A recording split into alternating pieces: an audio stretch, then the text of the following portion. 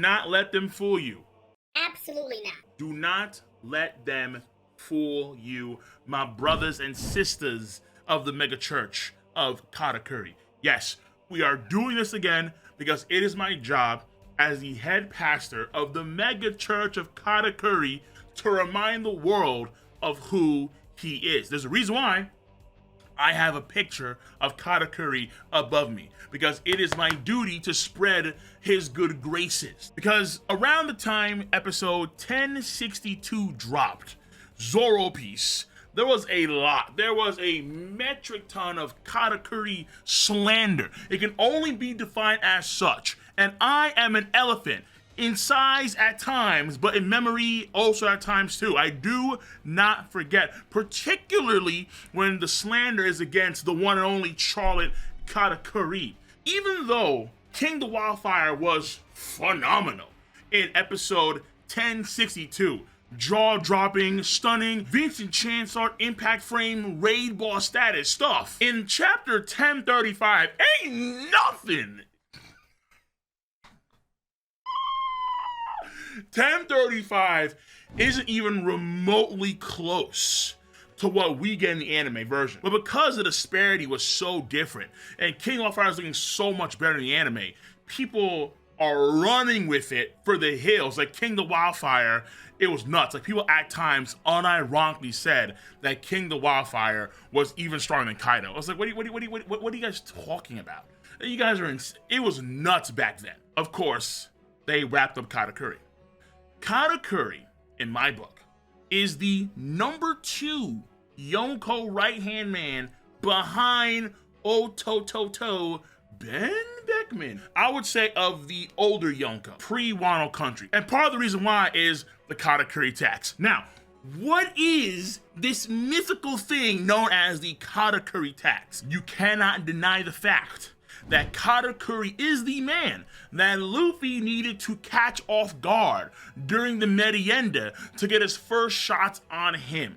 Katakuri is the man that Luffy had to run away from mid-fight. Katakuri is the man who let Luffy transform into Snake Man as if he was training Luffy, prepping Luffy for future fights. And we're not done yet, because the Katakuri Tax also includes being able to instantly adapt to the main character's power-ups when he pulls off a power-up. Snake Man, Katakuri instantly adapted to that.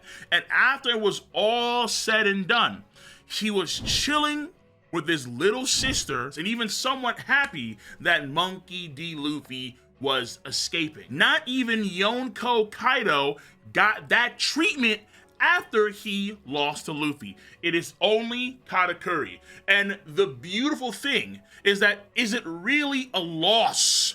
Like the bubble title of the Los Angeles Lakers, there's a lot of asterisks and stars on that quote-unquote loss, because we know the world at large deems Luffy versus Katakuri an L on Katakuri's part. However, given the context, it is without a doubt a draw.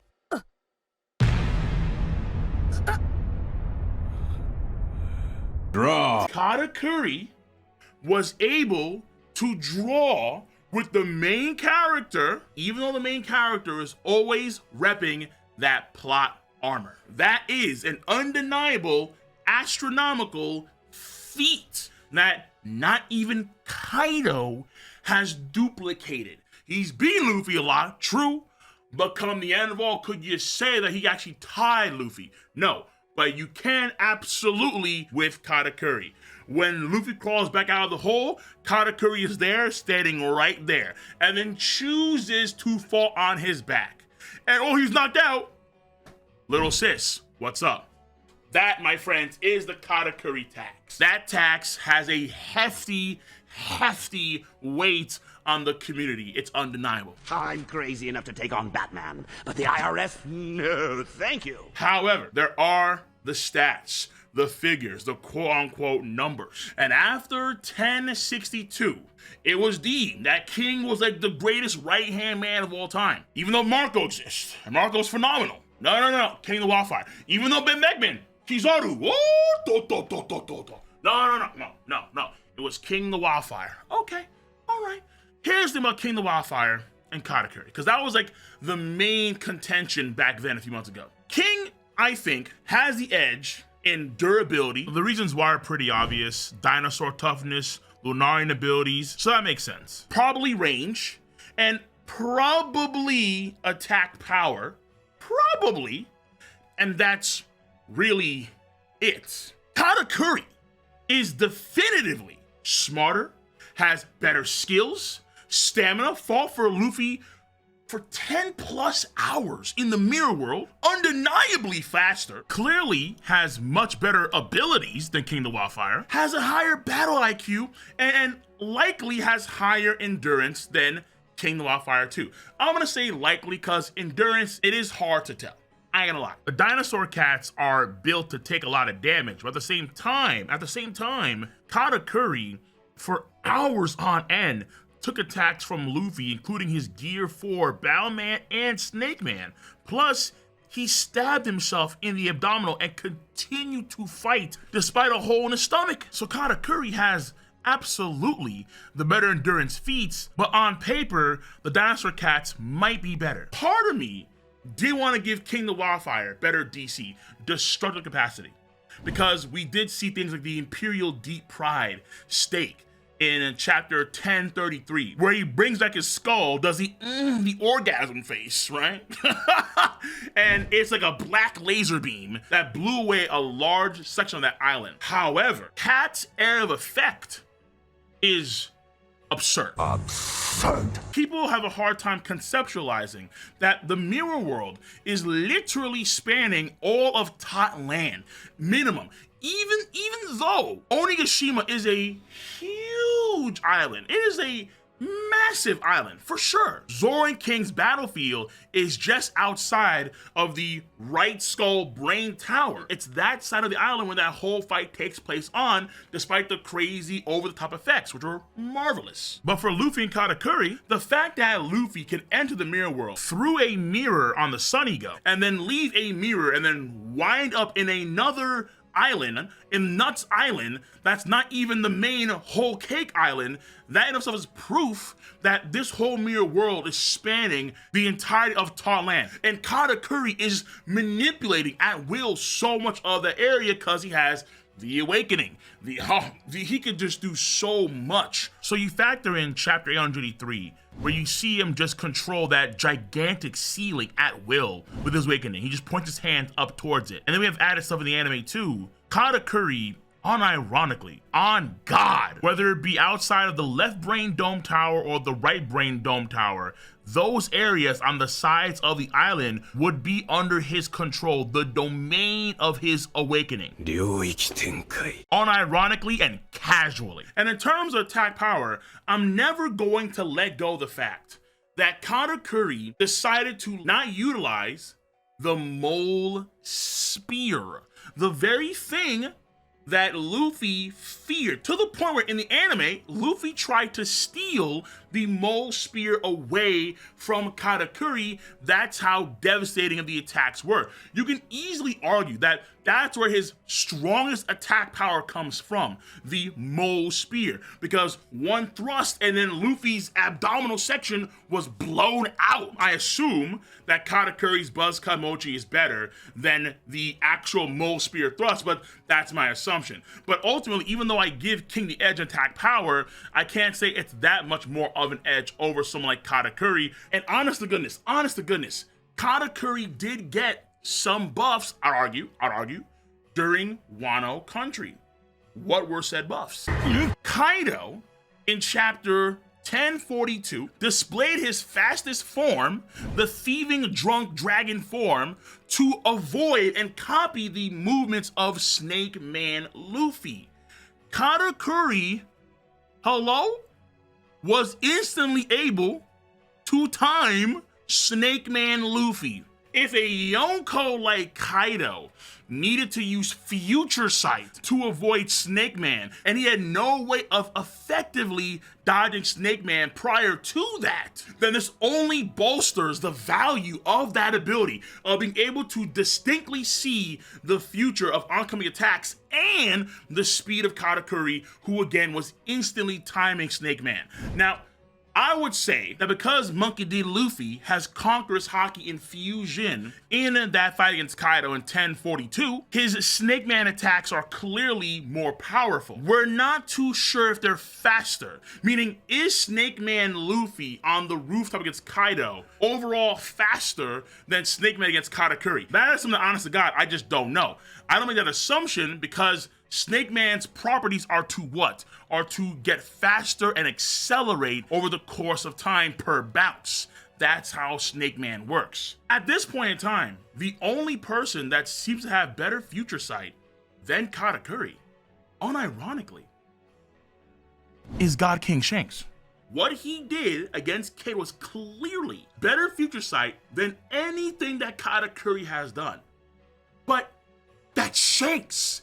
He's the highest roller, obviously. Let him cook.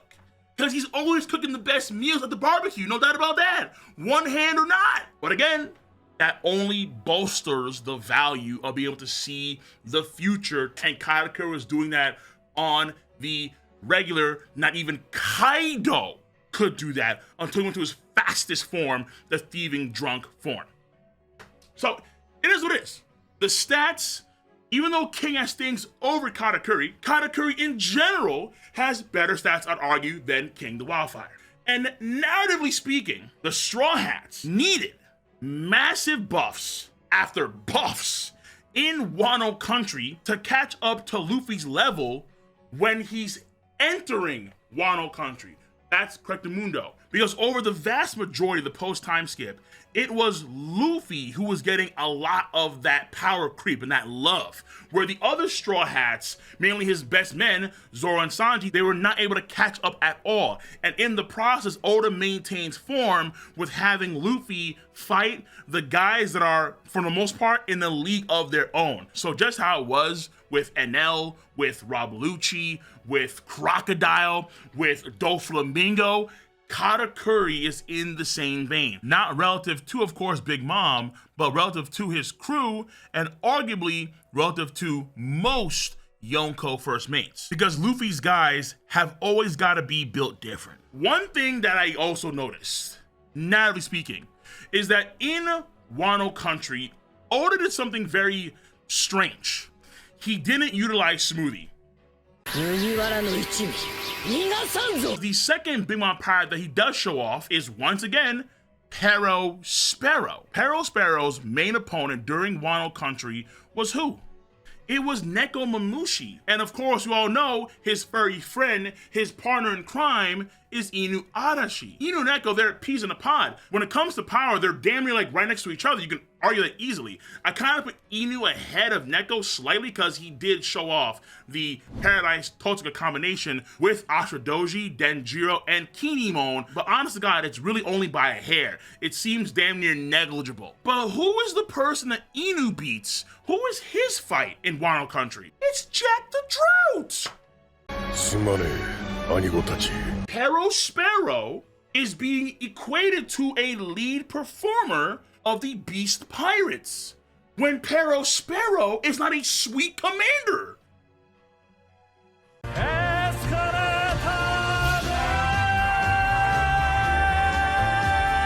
You can take that, narratively speaking, that the Big Mom Pirates, sweet commanders, are superior overall than the Beast Pirates lead performers. And this kind of cosigns a quote that we get in the Ace Light novels. It is interesting, but essentially, according to the Campfire stories, among the prominent Yonko at that point in time, Kaido was considered to be the strongest in battle power in a one-on-one fight. Big Mom had the strongest family in the world, and Newgate, Edward Newgate, his very life was that of the strongest pirate. So for Big Mom, since her family is her crew, compared to Kaido's crew, she would have a stronger crew. But ultimately, it doesn't really matter because, again, we see who Oda equates Jack the Drought to. It's Peril Sparrow. And both Peril Sparrow and Jack the Drought were not coming in fresh in their battles against Inu and Neko. And ultimately, at the end of the day, it is what it is.